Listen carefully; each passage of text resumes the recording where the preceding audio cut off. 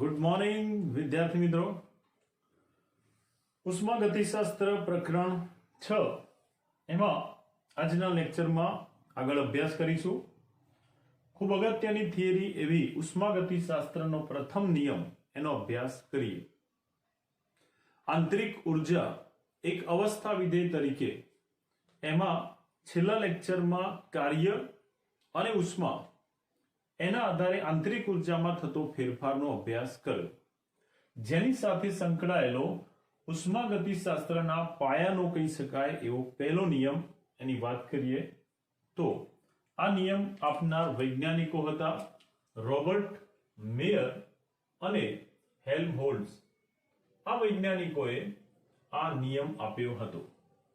ઉષ્માગતિશાસ્ત્રનો જે પ્રથમ નિયમ છે એ ઉર્જા સંરક્ષણનો નિયમ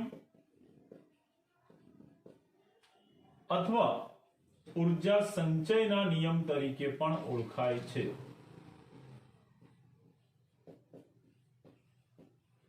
એમસીક્યુ બેઝ પ્રશ્ન માટે યાદ રાખવાનો, ઉષ્માગતિશાસ્ત્રનો પ્રથમ નિયમ એ કયા નામે ઓળખાય તો ઉર્જા સંરક્ષણ કે ઉર્જા સંચયના નિયમ તરીકે ઓળખાય છે, જેને જુદી જુદી રીતે લખી શકાય.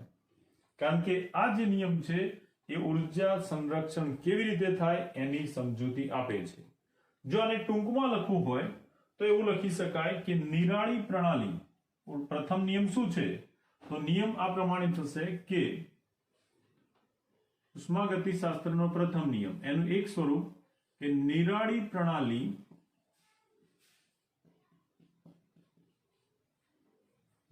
પ્રણાલીની ઉર્જામાં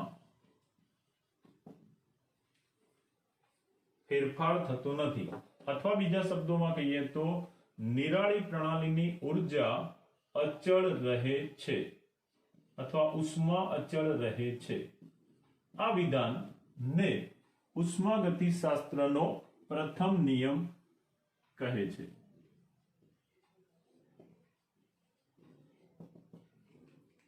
આ જ નિયમ એને બીજા શબ્દોમાં લખી શકાય જૂના સિલેબસમાં જે આવતું હતું એ પ્રમાણે કે ઉર્જાનો ક્યારેય નાશ થતો નથી કે નવી ઉર્જા ઉત્પન્ન થતી નથી.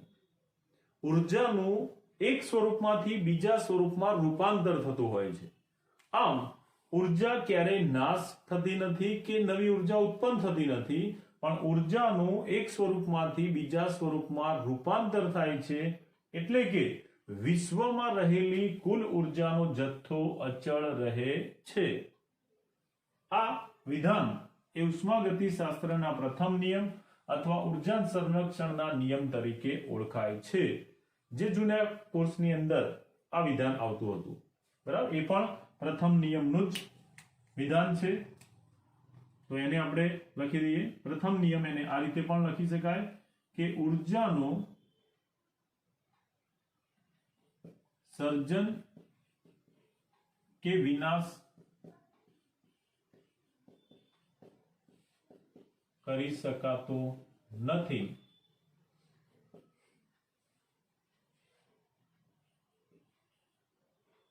ઉર્જાનું એક સ્વરૂપમાંથી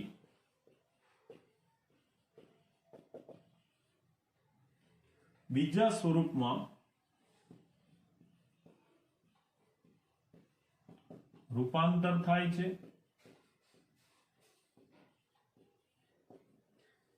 પરંતુ એનો વિનાશ કે સર્જન કરી શકાતું નથી. આમ વિશ્વમાં રહેલી ઉર્જાનો કુલ જથ્થો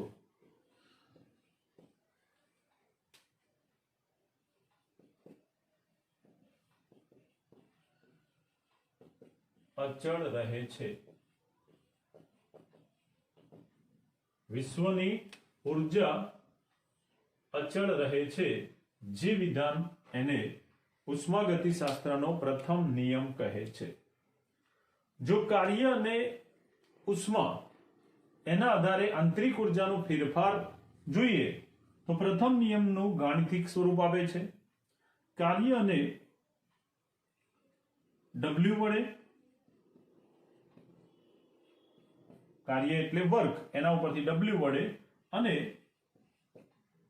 ઉષ્મા એને Q સંજ્ઞા વડે દર્શાવીએ તો કાર્ય અને ઉષ્મા ને આધારે ઉષ્માગતિશાસ્ત્રના પ્રથમ નિયમ માટેનું ગાણિતિક સ્વરૂપ જે આંતરિક ઉર્જાનો ફેરફાર દર્શાવે છે મેળવી શકાય. કાર્ય અને ઉષ્માને આધારે આંતરિક ઉર્જાનો ફેરફાર એ આંતરિક ઉર્જાનો ફેરફાર ડેલ્ટા યુ એ ઉષ્મા અને કાર્યના સરવાળા બરાબર થાય છે. આંતરિક ઉર્જાનો ફેરફાર ઉષ્મા અને કાર્યના સરવાળા બરાબર થાય છે, જે પ્રથમ નિયમનું ઉષ્માગતિશાસ્ત્રના પ્રથમ નિયમનું ગાણિતિક સ્વરૂપ કહેવાશે. જેમાં Q જે ઉષ્મા દર્શાવે છે એનું મૂલ્ય ધન હોઈ શકે, ઋણ હોઈ શકે. Q નું મૂલ્ય ઉષ્મા શોષક પ્રક્રિયા હોય તો ધન હોય અને ઉષ્મા ક્ષેપક પ્રક્રિયા માટે ઋણ હોય છે. ઉષ્મા ગુમાવે તો ઋણ ઉષ્મા ક્ષેપક પ્રક્રિયામાં, અને ઉષ્મા મેળવે અથવા ઉષ્મા શોષે ઉષ્મા શોષક પ્રક્રિયા માટે ધન હોય છે. એ જ રીતે કાર્યનું મૂલ્ય પણ કાર્ય કેવી રીતે થાય છે એના આધારે ધન કે ઋણ હોઈ શકે, જેનો અભ્યાસ આપણે આગળ કરી ચૂક્યા કે જો પ્રણાલી પર કાર્ય કરવામાં આવે તો કાર્યનું મૂલ્ય ધન, પરંતુ પ્રણાલી દ્વારા કાર્ય કરવામાં આવે તો કાર્યનું મૂલ્ય ઋણ થશે. આમ પ્રણાલીમાં ઉષ્મા શોષાય છે કે ગુમાવે છે, કાર્ય પ્રણાલી દ્વારા થાય છે કે પ્રણાલી ઉપર, એના આધારે ઉષ્મા અને કાર્યના મૂલ્યનો સરવાળો એ આંતરિક ઉર્જાના ફેરફાર જેટલો થાય છે.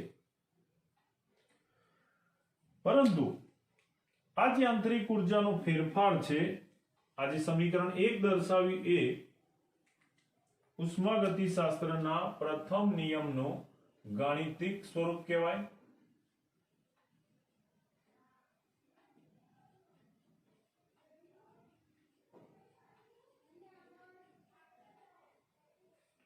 જેના આધારિત દાખલાઓ પણ પૂછાઈ શકે, જેનો અભ્યાસ આપણે કરીશું. આ જે આંતરિક ઉર્જાનો ફેરફાર છે એ પ્રારંભિક અથવા અંતિમ અવસ્થા પર આધાર રાખે છે.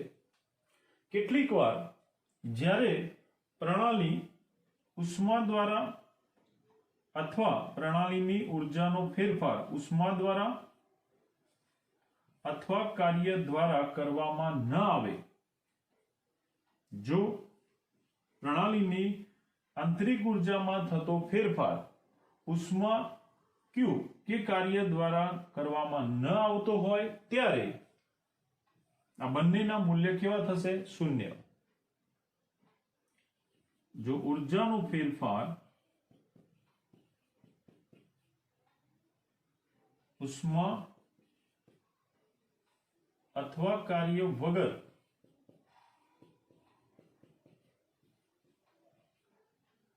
થાય, ઉર્જાનો ફેરફાર ઉષ્મા અથવા કાર્ય વગર થતો હોય ત્યારે આંતરિક ઉર્જાના ફેરફારનું આ સમીકરણ આ પ્રમાણે થશે. જો ઉષ્માનો ફેરફાર થતો ના હોય તો ઉષ્માનું મૂલ્ય શૂન્ય કહેવાય. કાર્યનો ફેરફાર ન થતો હોય તો કાર્યનું મૂલ્ય પણ શૂન્ય થશે. આમ Q અને W બંનેના મૂલ્ય જો શૂન્ય થતા હોય તો એની કિંમત પરિણામ 1 માં મૂકતા આંતરિક ઉર્જાનો સરવાળો, આંતરિક ઉર્જાનો ફેરફાર જે ઉષ્મા અને કાર્યનો સરવાળો દર્શાવે, એમાં આ મૂલ્ય મૂકતા આંતરિક ઉર્જા ફેરફારનું મૂલ્ય પણ શૂન્ય થાય છે. આમ જ્યારે પ્રણાલીમાં ઉર્જાનો ફેરફાર કાર્ય કે ઉષ્મા વગર કરવામાં આવે ત્યારે કાર્યનું મૂલ્ય શૂન્ય, ઉષ્માનું મૂલ્ય શૂન્ય થશે, માટે આંતરિક ઉર્જાનો ફેરફાર પણ શૂન્ય થશે. કાર્ય એટલે શું એની વ્યાખ્યા તમે ફિઝિક્સમાં પણ શીખ્યા છો. કાર્ય એટલે જો પદાર્થને બળ લગાડવામાં આવે તો પદાર્થ બળની દિશામાં સ્થાનાંતર કરે છે. પદાર્થ બળની દિશામાં સ્થાનાંતર કરે છે ત્યારે પદાર્થ પર લગાડેલું બળ, જેને ફોર્સ ઉપરથી F વડે અને એને બળની દિશામાં કરેલું સ્થાનાંતર એને D વડે દર્શાવીએ તો આ પદાર્થ પર લાગુ પાડેલું બળ અને એને કાપેલું અંતર અથવા સ્થાનાંતર એના ગુણનફળનું મૂલ્ય એ કાર્ય દર્શાવે છે. પણ અહીંયા તો ઉષ્મા કે કાર્ય વગર જો આંતરિક ઉર્જાનો ફેરફાર નોંધવામાં આવે તો એ શૂન્ય મળે છે. એટલે કે ડેલ્ટા યુ શૂન્ય મળે છે. આંતરિક ઉર્જા પ્રારંભિક અને અંતિમ સ્થિતિમાં બદલાતી નથી.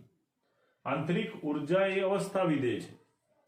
પ્રારંભિક અને અંતિમ અવસ્થા પર આધાર રાખે છે. પરંતુ જો એના મૂલ્યોમાં જ પ્રારંભિક અને અંતિમ અવસ્થાના મૂલ્યોમાં જ ફેરફાર નહીં થયો હોય તો આંતરિક ઉર્જાનો ફેરફાર પણ શૂન્ય થાય છે. તો ઉષ્માગતિની શાસ્ત્રના પ્રથમ નિયમનું ગાણિતિક સૂત્ર તરીકે આ સમીકરણ યાદ રાખવું. હવે આપણે શરૂઆતમાં જોઈ ગયા કે ઉષ્માગતિશાસ્ત્રના પાયાના 4 નિયમો છે, જે પૈકી શૂન્યનો નિયમ, ત્યારબાદ પ્રથમ નિયમ, બીજો નિયમ અને ત્રીજો નિયમ. બીજો નિયમ, ત્રીજો નિયમ એને આગળ આપણે ભણીશું, શીખીશું. પ્રથમ નિયમની સાથે સાથે શૂન્યનો નિયમ જે જૂના અભ્યાસક્રમમાં આવતો હતો એનો પણ થોડોક અભ્યાસ અહીંયા કરી દઈએ. ઉષ્માગતિશાસ્ત્રનો શૂન્યનો નિયમ શું હતો? તો ઉષ્માગતિશાસ્ત્રનો શૂન્યનો નિયમ આ JEE નીટ બેઝ પ્રશ્નો માટે અગત્યનું છે, એટલા માટે આપણે જોડે જોડે જોઈ લઈએ છીએ. તો ઉષ્માગતિશાસ્ત્રનો શૂન્યનો નિયમ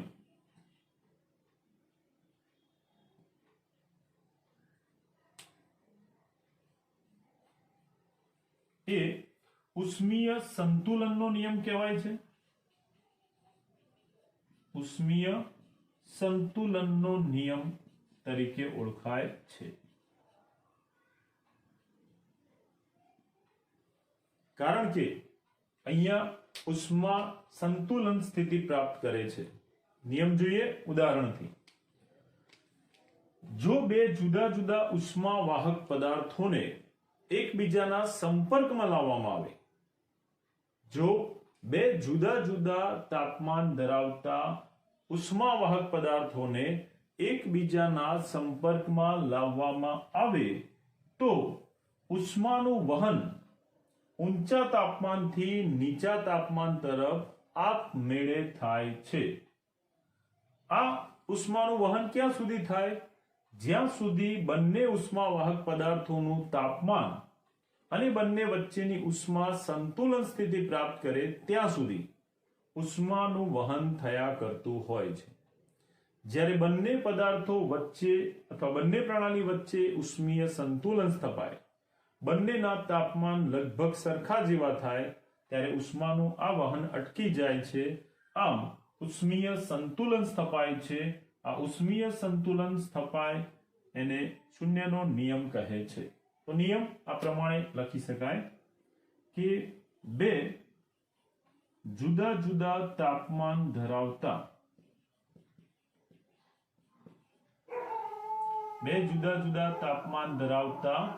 ઉષ્માવાહક પદાર્થોને જ્યારે એકબીજાના સંપર્કમાં લાવવામાં આવે, કેવા પદાર્થો હોવા જોઈએ? ઉષ્માવાહક પદાર્થો ને એકબીજાના સંપર્કમાં લાવતા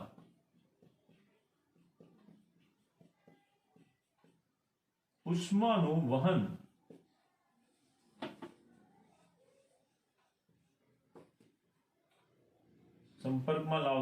ઊંચા તાપમાનથી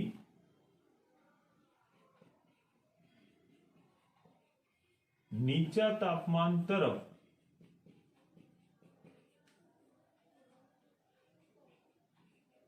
ઉષ્માનું વહન થઈ અને ઉષ્મીય સંતુલન પ્રાપ્ત થાય છે, જેને ઉષ્માગતિશાસ્ત્રનો શૂન્યનો નિયમ કહે છે. ડોક્ટરનું જે થર્મોમીટર છે એ આ સિદ્ધાંત પર કાર્ય કરે છે. તાવ માપક થર્મોમીટર એમસીક્યુ બેઝ પ્રશ્ન માટે યાદ રાખજો. તાવ માપક થર્મોમીટર એ કયા સિદ્ધાંત પર કાર્ય કરે છે? તો એ ઉષ્માગતિશાસ્ત્રના શૂન્યના નિયમ પર કાર્ય કરે છે. તાવ માપક થર્મોમીટરનો ઉપયોગ કેવી રીતે થાય? તો થર્મોમીટર જે છે એ જેનું તાપમાન માપવું હોય એના સંપર્કમાં લાવવું પડે. સમજો કે આ એક પદાર્થનું તાપમાન માપવું છે, તો એ પદાર્થનું તાપમાન કેટલું છે નોંધવા માટે આપણે થર્મોમીટરનો ઉપયોગ કરીશું. થર્મોમીટરનો જે પારાવાળો ભાગ હોય એને જ્યારે જે તે પદાર્થના સંપર્કમાં રાખવામાં આવે ત્યારે આ જે થર્મોમીટર છે એ જે તે પ્રણાલીમાં રહેલા તાપમાનને અનુરૂપ એનો પારો ઊંચાઈએ ચડતો જશે. આ બંને વચ્ચે ઉષ્મીય સંતુલન સ્થપાશે. જો આનું તાપમાન વધારે હશે તો એની ઉષ્મા એ સંપર્કમાં આવેલા પારાને પણ મળતા પારાની ઊંચાઈ વધતી જશે. ક્યાં સુધી? જ્યાં સુધી બંનેનું તાપમાન સરખું ના થાય ત્યાં સુધી. બંને વચ્ચે ઉષ્મીય સંતુલન સ્થપાશે એટલે પારાની ઊંચાઈ હવે સ્થિર થઈ જશે. થોડા સમય પછી પારાની આ ઊંચાઈ કેટલા સુધી જોવા મળે છે એ નોંધવામાં આવે. પારાની ઊંચાઈમાં દર્શાવેલું તાપમાન એટલે કે થર્મોમીટરનું તાપમાન એ તે પ્રણાલી અથવા વસ્તુનું તાપમાન થશે. આમ બે જુદા જુદા તાપમાન ધરાવતા પદાર્થોને સંપર્કમાં લાવતા એમાં ઉષ્મીય સંતુલન સ્થપાય છે અને ઉષ્મીય સંતુલન સ્થપાવવાની પ્રક્રિયા એને શૂન્યનો નિયમ કહે છે. એટલા માટે ઉષ્મીય સંતુલનના નિયમ તરીકે પણ ઓળખાય છે. ડોક્ટરના તાવ માપક થર્મોમીટરમાં પણ એવું કરવામાં આવતું હોય. વ્યક્તિના મોઢામાં થર્મોમીટરને અથવા એના શરીરના સંપર્કમાં થર્મોમીટર રાખતા શરીરનું ટેમ્પરેચર જો હાઈ હશે, તાવ હશે અને ઊંચું તાપમાન હશે શરીરમાં, તો એ તાપમાન એ થર્મોમીટરના પારાવાળા બલ્બમાં સંપર્ક રાખવાથી થર્મોમીટરમાં એની ઊંચાઈ પારાની ઊંચાઈ દ્વારા નક્કી કરી શકાય છે. આવું જ ઉદાહરણ આપણે સામાન્ય વ્યવહારમાં જોઈએ તો આગળ સમજાવ્યું તે પ્રમાણે એક ગ્લાસની અંદર જો ગરમ દૂધ રાખવામાં આવે તો આ જે ગરમ દૂધ છે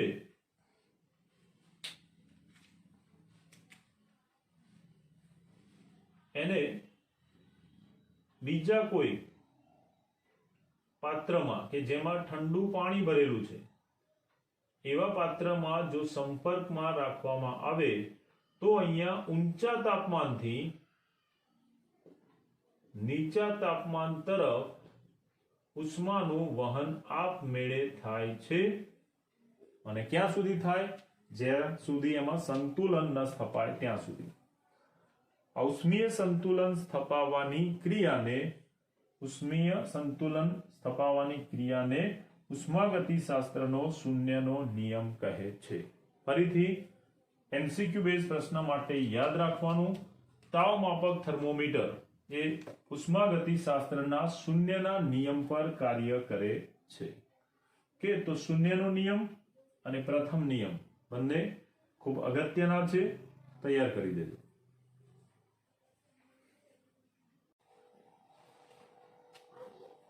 હવે નવા ટોપિક તરફ આગળ વધીએ, જે છે અનુપ્રયોગ. અનુપ્રયોગ એનો મતલબ થાય ઉપયોગિતા, જેને અંગ્રેજીમાં એપ્લિકેશન એવું કહેવાય.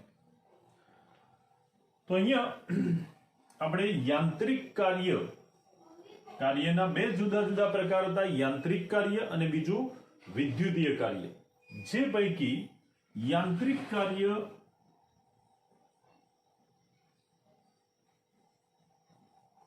દ્વારા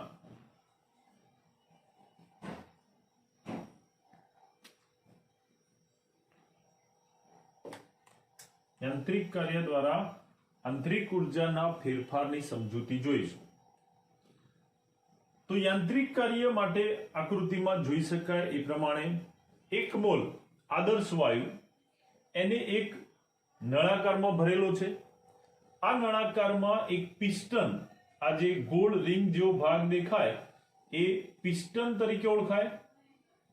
આ પિસ્ટન કે જે જરૂરિયાત મુજબ એને નીચે લાવી શકાય, ઘર્ષણ રહિત પિસ્ટન છે, જેથી આપણે જે દબાણ લાગુ પાડીશું એ દબાણની અસર હેઠળ પિસ્ટન નીચે આવી શકશે.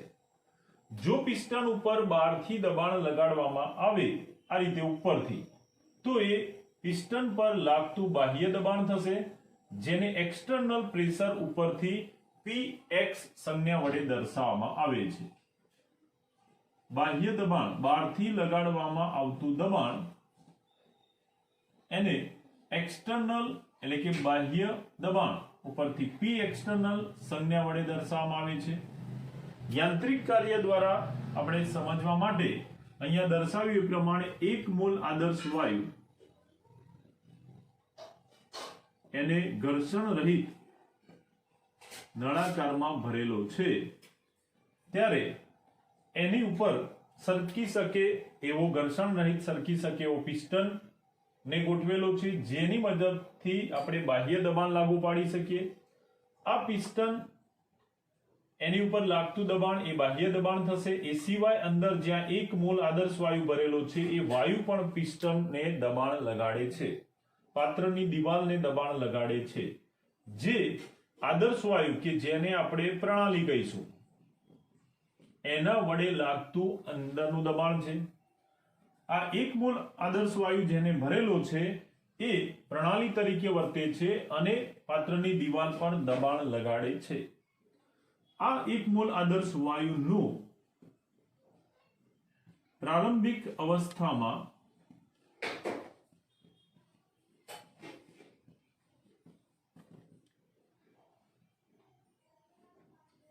પ્રારંભિક અવસ્થા એટલે એને કહીશું ઇનિશિયલ સ્ટેટ. પ્રારંભિક એટલે ઇનિશિયલ. એના ઉપરથી એનું જે દબાણ છે એને આપણે PI વડે, જે ઇન્ટરનલ પ્રેશર પણ કહેવાય, અંદરનું દબાણ, અને આ બાહ્ય દબાણ, એક્સટર્નલ પ્રેશર, ઇન્ટરનલ પ્રેશર, એના ઉપરથી પ્રારંભિક અવસ્થામાં પ્રણાલી વડે લાગતું જે દબાણ છે એ PI. 1 મોલ આદર્શ વાયુ એને રોકેલું જે કદ છે એને VI, ઇનિશિયલ વોલ્યુમ ઉપરથી એના કદને VI વડે દર્શાવીએ. આમ 1 મોલ આદર્શ વાયુ માટે પ્રારંભિક અવસ્થામાં આંતરિક દબાણ, એનું કદ આ રીતે PI અને VI સંજ્ઞાથી દર્શાવેલું છે. હવે જુદી જુદી બે પરિસ્થિતિ માટે આપણે દબાણમાં થતા ફેરફારને આધારે કદનો ફેરફારનો અભ્યાસ કરીશું યાંત્રિક કાર્ય દ્વારા. સૌથી પહેલા પ્રથમ પરિસ્થિતિ એ ઉપર ધ્યાન આપજો. આ જે 1 મોલ આદર્શ વાયુ ભરેલો છે, જેને પિસ્ટન વડે બહારથી દબાણ આપવામાં આવે છે, એવું આ જે બાહ્ય દબાણ છે, જો એ બાહ્ય દબાણનું મૂલ્ય અંદરથી લાગતા દબાણની સાપેક્ષે વધારે હોય, કયું દબાણ વધારે હોય? બાહ્ય દબાણ. તો આવી પરિસ્થિતિમાં પિસ્ટન ઉપર બાહ્ય દબાણ લાગતા આ જે વાયુ છે એનું સંકોચન થાય છે. વાયુનું જે શરૂઆતનું કદ હતું VI, એ દબાણ લગાડતા બાહ્ય દબાણની અસર વધુ હોવાથી વાયુનું કદ સંકોચાય છે, અને જે એનું શરૂઆતનું કદ હતું, જેને અહીંયા ત્રુટક રેખાથી દર્શાવેલું છે, એના કરતા પિસ્ટન નીચે આવે છે. ધારો કે પિસ્ટન વડે લાગતા બાહ્ય દબાણની અસર હેઠળ L જેટલું અંતર ખસી, અહીંથી L જેટલું અંતર ખસીને પિસ્ટન આ સ્થાન પ્રાપ્ત કરે છે, ત્યારે વાયુ અણુઓ નજીક આવતા એનું કદ સંકોચાય છે. વાયુનું કદ જે શરૂઆતમાં VI હતું પ્રારંભિક અવસ્થામાં, એ પિસ્ટન વડે લાગતા દબાણને કારણે સંકોચાય છે અને કદ ઘટે છે, જેને અંતિમ કદ ઉપરથી, ફાઇનલ સ્ટેટ એટલે કે અંતિમ અવસ્થા ઉપરથી એના કદને VF વડે દર્શાવીએ તો એનું અંતિમ કદ બદલાઈને આ થશે એનું પ્રારંભિક કદ, જે બદલાઈને અંતિમ અવસ્થામાં ફાઇનલ વોલ્યુમ ઉપરથી VF વડે દર્શાવીએ તો શું થાય છે? પ્રારંભિક કદ કરતા અંતિમ કદમાં ઘટાડો થાય છે. પ્રારંભિક કદ ઘટીને અંતિમ કદ, પ્રારંભિક કદમાં ઘટાડો થઈ અને અંતિમ કદ VF મળે છે, જ્યાં VI નું મૂલ્ય એના કરતા VF નું મૂલ્ય ઓછું થશે, કારણ કે કદમાં ઘટાડો થાય છે. માટે આ પહેલી પરિસ્થિતિમાં પ્રારંભિક કદ કરતા એનું અંતિમ કદ જે છે એ ઘટે છે, માટે એનું મૂલ્ય નાનું મળે છે. હવે એના માટે કાર્યનું સૂત્ર મેળવીએ. યાંત્રિક કાર્ય, અહીંયા પિસ્ટન સરકે છે, જે યંત્ર ચલાવ્યું કહેવાય, એક યાંત્રિક કાર્ય થાય છે. એના પરથી કાર્યનું સૂત્ર આ પ્રમાણે મેળવી શકાય. અહીંયા આપણે બે જુદા જુદા સૂત્રનો ઉપયોગ કરીશું, જે ઓલરેડી તમે ફિઝિક્સમાં ભણેલા છો. સૌથી પહેલા દબાણ લગાડવામાં આવે છે એના સૂત્રની વાત કરીએ તો દબાણ નું સૂત્ર આ પ્રમાણે થાય. દબાણને જો આપણે P સંજ્ઞા વડે દર્શાવીએ તો દબાણ એટલે બળ ભાગ્યા ક્ષેત્રફળ. એક આ સૂત્ર જે ફિઝિક્સમાં ઓલરેડી તમે શીખી ગયેલા છો એનો ઉપયોગ કરીશું.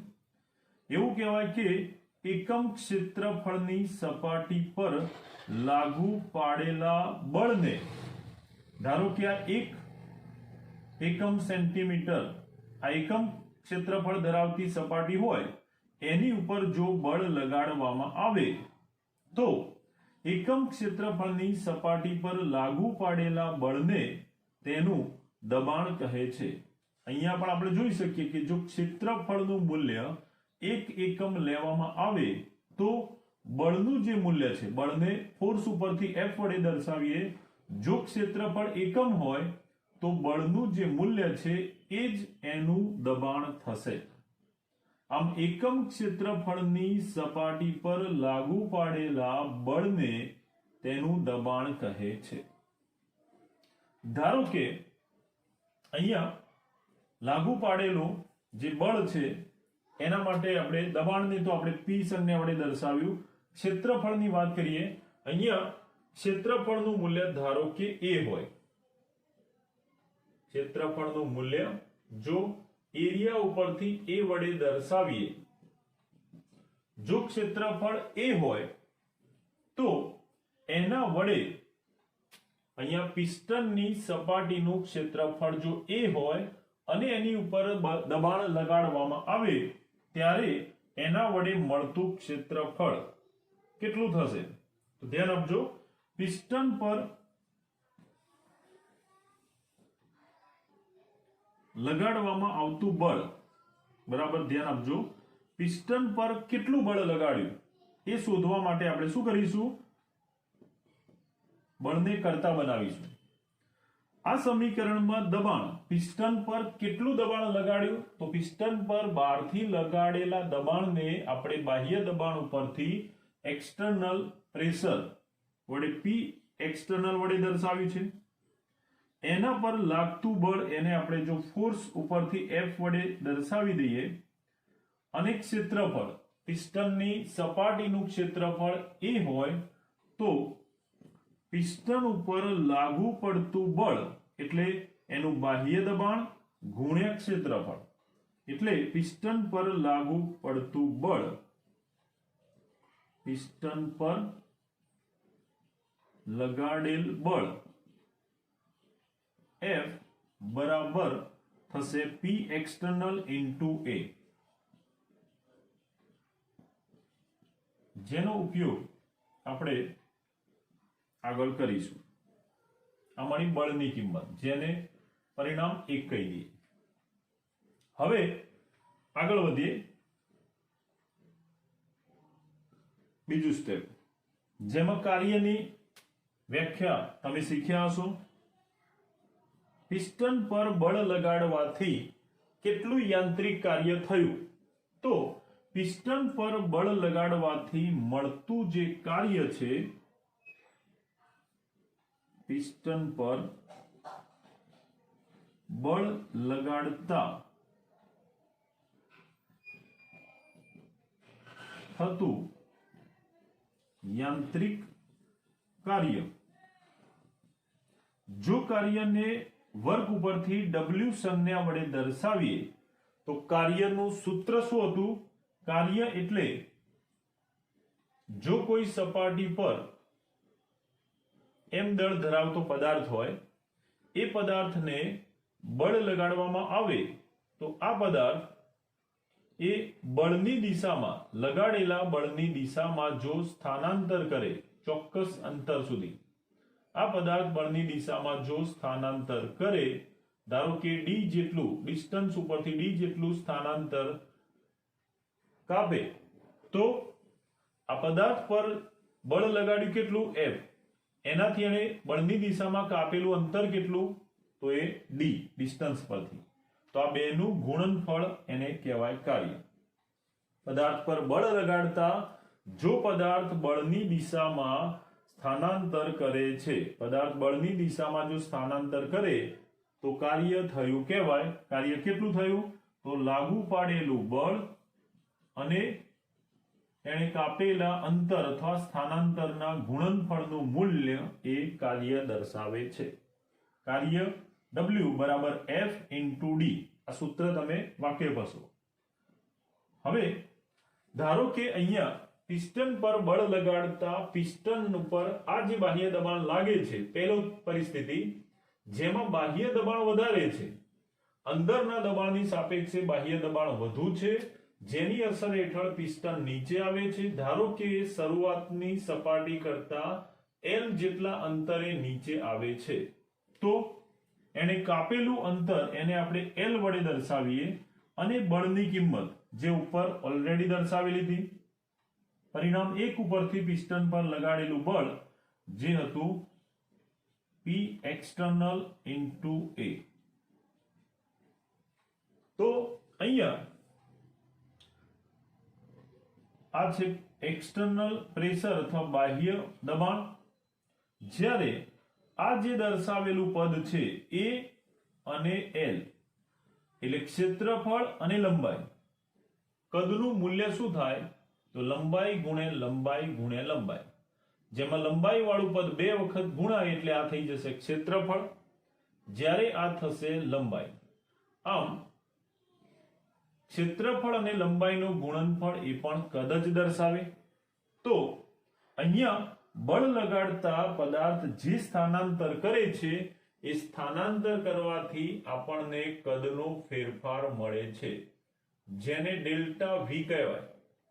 શરૂઆતના કદથી એ કેટલું કદનો ઘટાડો થયો? તો કદમાં આટલો ઘટાડો થશે, જેના માટે આપણે એના અંતિમ કદ અને પ્રારંભિક કદનો તફાવત લઈ શકીએ. તો A into L ક્ષેત્રફળ અને લંબાઈનો ગુણાકારનું મૂલ્ય એ કદ દર્શાવે છે. બાહ્ય દબાણની અસર હેઠળ કદમાં થતો ઘટાડો એને જો ડેલ્ટા V વડે દર્શાવીએ તો આ L into A એ કદનો ફેરફાર ડેલ્ટા V થશે. આમ પ્રણાલી પર થયેલું કાર્ય W એને આ સૂત્રથી દર્શાવી શકાય. પરિણામ નંબર 2. હવે અહીંયા આ જે સૂત્ર આપણે દર્શાવ્યું છે એ સૂત્રમાં બાહ્ય દબાણ લગાડવામાં આવે છે ત્યારે બાહ્ય દબાણ લગાડતા પ્રણાલી ઉપર કાર્ય થાય છે. પ્રણાલી ઉપર કાર્ય થાય છે માટે આ જે કાર્ય છે એ કાર્યનું સૂત્ર જે અહીંયા દર્શાવેલું છે P external into delta V. પ્રણાલી ઉપર કાર્ય થશે એટલે કાર્યનું મૂલ્ય તો ધન મળશે, પરંતુ કદમાં ઘટાડો થાય છે. જો કદમાં ઘટાડો થતો હોય તો કદનો ફેરફાર ઋણ મળશે. જેમ કે ધારો કે કદનું શરૂઆતનું મૂલ્ય 10 લીટર હતું, જે દબાણ આપવાને કારણે કદમાં ઘટાડો થયો, ધારો કે કદ ઘટીને 6 લીટર થઈ ગયું, તો કદનો ફેરફાર કેટલો થયો? તો કદનો ફેરફાર ડેલ્ટા V બરાબર VF માઇનસ VI. એટલે કે અંતિમ કદ માઇનસ પ્રારંભિક કદ. અંતિમ કદ જે હતું એનું મૂલ્ય ઘટેલું છે, નાનું થયેલું છે, એટલે પ્રારંભિક કદ જ્યારે બાદ કરવામાં આવશે તો કદનો ફેરફાર ઋણ મળશે. આ ઋણ નિશાની જે છે એ કદમાં થયેલો ઘટાડો દર્શાવે છે. ઋણ નિશાની શું દર્શાવે છે? કદમાં થયેલા ઘટાડાનું સૂચન કરે છે. એટલે ડેલ્ટા વી નું મૂલ્ય જ્યારે કદ સંકોચાય, આપણે જે બે તબક્કા લીધા છે એમાં જે પ્રથમ તબક્કો છે એમાં કે જ્યારે બાહ્ય દબાણનું મૂલ્ય વધારે હશે ત્યારે કદનો સંકોચન થાય છે. માટે સૂત્ર આ પ્રમાણે લખી શકાય.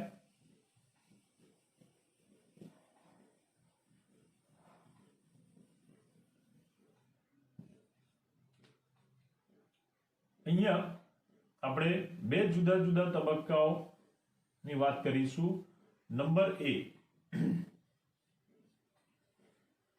અત્યારે આપણે જે વાત કરી જેમાં વાયુને બાહ્ય દબાણ જે લગાડવામાં આવે છે એ એના પ્રારંભિક દબાણ કરતા વધુ છે, જેની અસર હેઠળ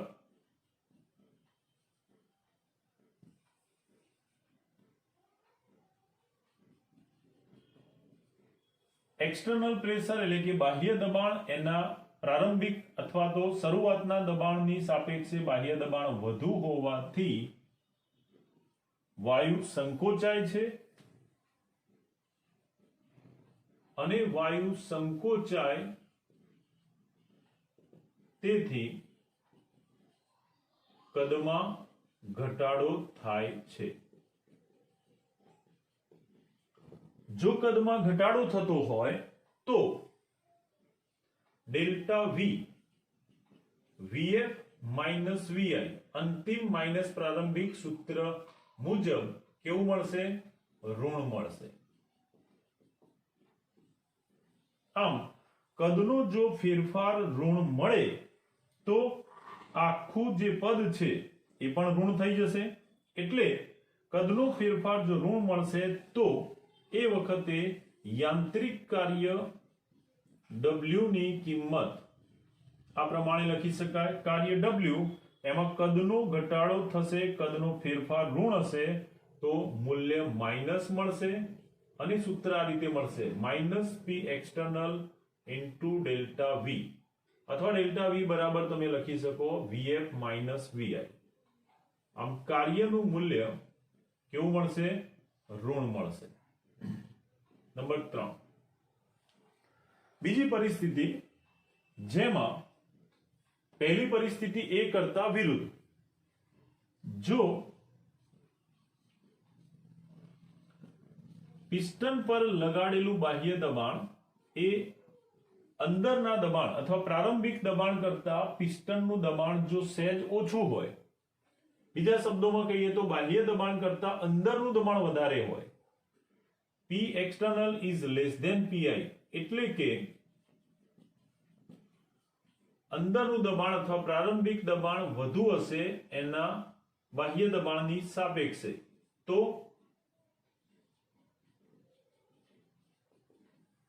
અંદરનું દબાણ જો વધારે હશે તો અંદરના વાયુના દબાણની અસર હેઠળ પિસ્ટન જે હતો એ ઉપરની તરફ સરકશે. તમે જોઈ શકો આ બીજી પરિસ્થિતિમાં કે બાહ્ય દબાણનું મૂલ્ય જ્યારે ઓછું હોય ત્યારે અંદરના દબાણને કારણે પિસ્ટન સરકીને ઉપર તરફ જાય છે.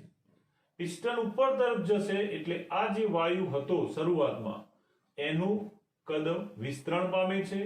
વાયુનું વિસ્તરણ થશે એટલે એનું જે પ્રારંભિક કદ હતું એના કરતા પ્રારંભિક કદ જેને ત્રુટક રેખા વડે બતાવેલું છે એના કરતા એના અંતિમ કદમાં વધારો થાય છે.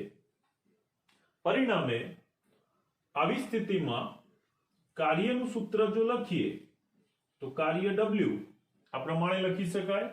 પરિણામ 2 ઉપરથી જે સમીકરણ હતું P external into delta V એમાં જો આંતરિક દબાણ વધુ હશે તો કદમાં વધારો થશે અને કદમાં વધારો થાય તો ડેલ્ટા વી નું મૂલ્ય ગ્રેટર ધેન 0 એટલે કે ધન મળે છે. હવે જો ડેલ્ટા વી નું મૂલ્ય ધન હશે તો કાર્ય જે છે એ કાર્યને આપણે આ રીતે લખી શકીએ P external into delta V અથવા ડેલ્ટા વી બરાબર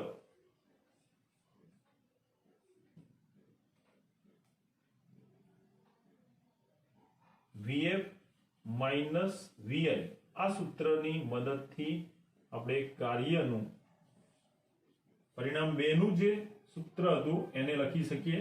અહીંયા જ્યારે કદમાં વિસ્તરણ થશે તો કદનો વધારો થતા ડેલ્ટા વી નું મૂલ્ય ધન મળે છે. આ મૂલ્ય ધન મળશે તો એને કારણે કાર્યનું મૂલ્ય એ પણ ધન દર્શાવી શકાય. એટલે કાર્યનું સૂત્ર આ પ્રમાણે થશે. પરિણામ નંબર 4. આમ 1 મોલ આદર્શ વાયુને જો નળાકાર પાત્રમાં ભરીને એના બાહ્ય દબાણની જુદી જુદી બે અસર, જો બાહ્ય દબાણ વધુ હશે તો થતું કાર્ય ઋણ મળશે, કારણ કે કદમાં શું થાય છે? ઘટાડો થાય છે. કદમાં ઘટાડો થવાને કારણે કાર્યનું મૂલ્ય ઋણ મળે છે. એનાથી વિરુદ્ધ જો 1 મોલ આદર્શ વાયુ ભરેલા પાત્રમાં પિસ્ટન પર લાગતું બાહ્ય દબાણ કરતા અંદરનું દબાણ વધારે હશે, બીજા શબ્દોમાં કહીએ તો બાહ્ય દબાણ ઓછું હશે, તો એ વખતે અંદરના દબાણની અસર હેઠળ પિસ્ટન ઉપરની તરફ સરકશે, કદ વિસ્તરણ થશે. વાયુનું વિસ્તરણ થતા કદમાં વધારો થાય છે અને કદનો ફેરફાર ધન થશે.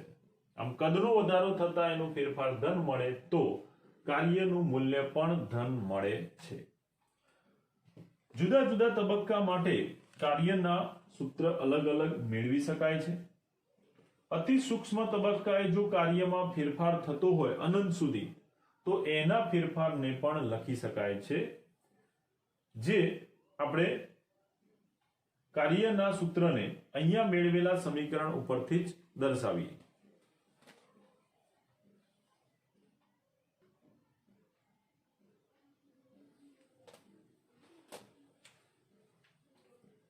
ધ્યાન આપજો. આપણે 1 મોલ આદર્શ વાયુ પર બે પ્રક્રિયાઓ જોઈ. નંબર 1 સંકોચન અને વિસ્તરણની પ્રક્રિયા, જેમાં કદનો ફેરફાર બે રીતે થાય. જ્યારે બાહ્ય દબાણ વધારે હોય તો કદમાં ઘટાડો અને બાહ્ય દબાણ ઓછું હોય તો કદમાં વિસ્તરણ થાય છે. જેના આધારે કદના જુદા જુદા બે મૂલ્ય મળે. જો કદમાં ઘટાડો થાય તો કદનું મૂલ્ય ઋણ મળશે, જેને કારણે યાંત્રિક કાર્યનું મૂલ્ય પણ ઋણ બને છે. પરંતુ પહેલો તબક્કો જ્યારે આપણે લઈએ કે જેમાં પિસ્ટન દ્વારા બાહ્ય દબાણ લગાડવામાં આવે છે, તો અહીંયા પિસ્ટન દ્વારા આ પ્રણાલી પર કાર્ય થાય છે. જ્યારે પરિસ્થિતિ એની વાત કરીએ જેમાં બાહ્ય દબાણ વધારે છે તો એ વખતે પિસ્ટન એ પ્રણાલી પર કાર્ય કરે છે. આમ અહીંયા પ્રણાલી ઉપર કાર્ય થતું હોવાથી કાર્યનું મૂલ્ય ધન મળશે, પરંતુ કદના ઘટાડાને કારણે ઋણ બનતું હોય છે. જ્યારે બીજા તબક્કામાં જ્યાં બાહ્ય દબાણ આંતરિક દબાણ અથવા પ્રારંભિક દબાણ કરતા ઓછું હોય ત્યારે શું થશે? પિસ્ટન વડે કાર્ય નથી થતું. અહીંયા 1 મોલ આદર્શ વાયુ એ પિસ્ટનની બહારની તરફ ધકેલે છે. એટલે બીજી પરિસ્થિતિમાં જ્યારે બાહ્ય દબાણ ઓછું હોય ત્યારે 1 મોલ વાયુ એટલે કે પ્રણાલી એ પિસ્ટનને સરકાવે છે. માટે જ્યારે બાહ્ય દબાણ ઓછું હોય ત્યારે પ્રણાલી દ્વારા કાર્ય થયું કહેવાય. અહીંયા પિસ્ટન દ્વારા કાર્ય થયું એટલે કે પ્રણાલી ઉપર કાર્ય થયું, વાયુ ઉપર કાર્ય થયું. જ્યારે અહીંયા વાયુ દ્વારા કાર્ય થાય છે, પિસ્ટન ખસવાની ક્રિયા એ આદર્શ વાયુ એટલે કે પ્રણાલી દ્વારા થાય છે. માટે જ્યારે બાહ્ય દબાણનું મૂલ્ય ઓછું હોય ત્યારે પ્રણાલી એટલે કે વાયુ દ્વારા કાર્ય થાય છે. અને એટલા માટે કાર્યનું આ જે મૂલ્ય છે કે જેમાં કદનો વધારો થાય છે એટલે કદમાં થતા વધારાને કારણે કદનો ફેરફાર ધન થશે, આ મૂલ્ય ધન થશે, પરંતુ પ્રણાલી એટલે કે વાયુ દ્વારા કાર્ય થાય છે માટે કાર્યનું આ મૂલ્ય ઋણ બનશે. આ વાત થઈ આદર્શ વાયુના કદના વિસ્તરણ અને સંકોચનમાં. હવે જો વાયુનું દબાણ અચળ ના રહેતું હોય અને એના બાહ્ય દબાણમાં વધારો થતો હોય પણ સૂક્ષ્મ તબક્કે થતો હોય, તો એવા સંકોચન દરમિયાન જ્યારે વાયુનું બાહ્ય દબાણ વધુ હશે, પહેલો તબક્કો, ત્યારે ધીમે ધીમે એના સૂક્ષ્મ તબક્કામાં દબાણનો વધારો થવાને કારણે એનું કદ જે છે એ ધીમે ધીમે સંકોચન પામતું જશે. આવા જુદા જુદા અનંત સૂક્ષ્મ તબક્કાઓ માટે સંકોચન થાય ત્યારે બાહ્ય દબાણ જ્યારે વધારે છે ત્યારે વાયુનું કદ સંકોચન થાય છે, ત્યારે જુદા જુદા તબક્કામાં દબાણની અસર હેઠળ કદ સંકોચાતું જશે. ત્યારે પિસ્ટન વડે પ્રણાલી ઉપર કાર્ય થશે અને વાયુ પ્રણાલી ઉપર પિસ્ટન વડે જુદા જુદા તબક્કામાં ધીમે ધીમે વધારો થતા જે કાર્ય મળશે એ કાર્ય જુદા જુદા તબક્કાઓમાં થયેલા ફેરફારને આધારે નક્કી કરી શકાશે. ધારો કે કદમાં થયેલો ઘટાડો આટલો છે, પણ શરૂઆતમાં કદ થોડું દબાણની અસર હેઠળ કદમાં થોડો ઘટાડો થયો, જેને આપણે D1 ડેલ્ટા V1 કહીએ. ત્યાર પછી ફરીથી દબાણ વધતા ડેલ્ટા V2, ત્યાર પછી ડેલ્ટા V3, એમ જુદા જુદા સૂક્ષ્મ તબક્કાએ જો કદ સંકોચાતું હોય બાહ્ય દબાણની અસર હેઠળ, તો એ વખતે પ્રણાલી પર થતું કાર્ય એ બધા જ તબક્કાઓના સરવાળાના કુલ મૂલ્ય બરાબર થાય છે. અહીંયા સરવાળો એટલે સિગ્મા. દરેક તબક્કા, પહેલા તબક્કામાં થયેલો કાર્યનું મૂલ્ય, બીજા તબક્કામાં થયેલું કાર્ય, એમ કુલ કાર્યનું મૂલ્ય દરેક તબક્કાએ મળેલા કાર્યોના સરવાળા બરાબર થશે, જેને આપણે સિગ્મા વડે દર્શાવી શકીએ. એટલે જે એક જ તબક્કામાં આપણે કાર્ય દર્શાવતા હતા એવા સૂક્ષ્મ તબક્કાના દરેક મૂલ્યોના સરવાળા કરવાથી કાર્ય મળશે. અહીંયા કદનો ફેરફાર એ તો અહીંયા દર્શાવ્યા પ્રમાણે ઋણ મળે છે, પણ સંકોચન થશે ત્યારે વાયુ પ્રણાલી ઉપર કાર્ય થાય છે. પ્રણાલી ઉપર થતું કાર્ય હોવાને કારણે કાર્યનું મૂલ્ય ધન મળી શકે, પરંતુ કદમાં ઘટાડો થતો હોવાથી કદના ફેરફારને કારણે આ મૂલ્ય ઋણ થતું હોય છે. તો આ વાત થઈ કદમાં ઘટાડાને કારણે ઋણ મૂલ્ય મળવાનું. જો પ્રકરણ દરમિયાન વાયુનું કદ વિસ્તરણ થતું હોય,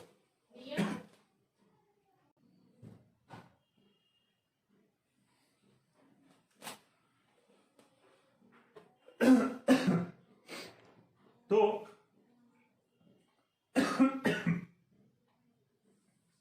પ્રણાલી દ્વારા કાર્ય થશે. જ્યારે વિસ્તરણ થશે ત્યારે પ્રણાલી એ પિસ્ટન પર કાર્ય કરે છે. આમ પ્રણાલી દ્વારા કાર્ય થાય છે ત્યારે યાદ રાખવાનું, અહીંયા પિસ્ટન એ પ્રણાલી ઉપર કાર્ય કરે, જ્યારે સંકોચન થાય, અને જ્યારે પ્રણાલી એટલે કે વાયુ પિસ્ટન પર દબાણ લગાડશે ત્યારે પ્રણાલી દ્વારા કાર્ય થાય છે. આમ જો પ્રણાલી દ્વારા કાર્ય થાય તો કાર્યનું મૂલ્ય ઋણ, અને જો પ્રણાલી ઉપર કાર્ય થાય તો કાર્ય W નું મૂલ્ય ધન મળે છે, પોઝિટિવ મળે છે. દબાણ ક્યાં સુધી પિસ્ટન પર લાગશે? બાહ્ય દબાણ એ જ્યારે આંતરિક દબાણના જેટલું સંતુલિત થશે ત્યારે આ પિસ્ટન વધુ નજીક જઈ શકશે નહીં. એ જ રીતે બાહ્ય દબાણ, આ દબાણ જે છે એ દબાણ જેમ જેમ પિસ્ટન ઉપર લાગશે અને કદ વિસ્તરણ થશે, જ્યારે આ બંનેનું દબાણ સરખું થશે ત્યારે આ પિસ્ટન આગળ સરકતો અટકી જશે. તો જ્યારે વિસ્તરણ થતું હોય, પ્રણાલી દ્વારા કાર્ય થતું હોય, ત્યારે પ્રણાલી દ્વારા થતું કાર્યનું મૂલ્ય હંમેશા ઋણ મળશે. અહીંયા કદનો ફેરફાર ધન હશે, પણ પ્રણાલી દ્વારા થતું હોવાથી કાર્યનું મૂલ્ય ઋણ મળે છે. આવું કાર્યનું ઋણ મૂલ્ય એ જુદા જુદા સૂક્ષ્મ તબક્કાએ એના પ્રારંભિક કદના મૂલ્યથી લઈ અંતિમ કદના મૂલ્ય સુધી દરેક સૂક્ષ્મ તબક્કા માટે સરવાળો કરવા સંકલનથી દર્શાવી શકાય, જે પ્રારંભિક કદથી લઈ અંતિમ કદના મૂલ્ય સુધીના દરેક મૂલ્યોના સરવાળા બરાબર થશે, જેને સંકલન VI ટુ VF મેથ્સ વાળા સ્ટુડન્ટને ખ્યાલ જ હશે. પ્રણાલી દ્વારા કાર્ય થતું હોવાથી એનું મૂલ્ય ઋણ. Px એ એક્સટર્નલ બાહ્ય દબાણ જેમાં ક્રમિક થતા ફેરફારની અસર હેઠળ આ દર્શાવવામાં આવે, અને dV એ સૂક્ષ્મ તબક્કે થતો કદનો ફેરફાર છે. કદમાં સૂક્ષ્મ તબક્કામાં થતો વધારો D1 D2 વગેરે દર્શાવી શકાય. આમ જો આપણે પ્રણાલી દ્વારા થતું કાર્ય W લખીએ તો આ બાહ્ય દબાણ એ આ રીતે બહાર આવશે. સંકલનની પ્રક્રિયામાં આ VI ટુ VF ના મૂલ્ય લખીએ તો આ અંતિમ કદ અને પ્રારંભિક કદનો તફાવત એ કદનો ફેરફાર દર્શાવે છે. આમ પ્રણાલી દ્વારા થતું કાર્ય W માઇનસ એટલે કે ઋણ મળશે, જે બાહ્ય દબાણ અને કદના ફેરફારના ગુણનફળ બરાબર થશે. જો સૂક્ષ્મ તબક્કાએ બાહ્ય દબાણમાં ફેરફાર થતો હોય, જે દબાણનો ફેરફાર એને dP વડે દર્શાવીએ, તો જ્યારે પ્રણાલીના બાહ્ય દબાણમાં વધારો થશે, સંકોચન થશે કદનું, જ્યારે બાહ્ય દબાણ વધુ હશે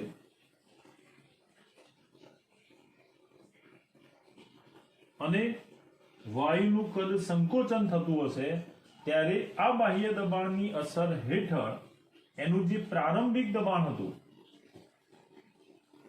પ્રારંભિક દબાણ એ દબાણ જે છે એ અંદર આ બાહ્ય દબાણ જેમ જેમ વધતું જશે, અહીંયા બાહ્ય દબાણની અસર હેઠળ એમ આંતરિક દબાણનું મૂલ્ય dP જેટલું વધતું જાય. એનાથી વિરુદ્ધ અંદરનું જે દબાણ છે એ દબાણ વિસ્તરણ દરમિયાન શું થશે? ધીમે ધીમે દબાણના મૂલ્યમાં ઘટાડો થશે.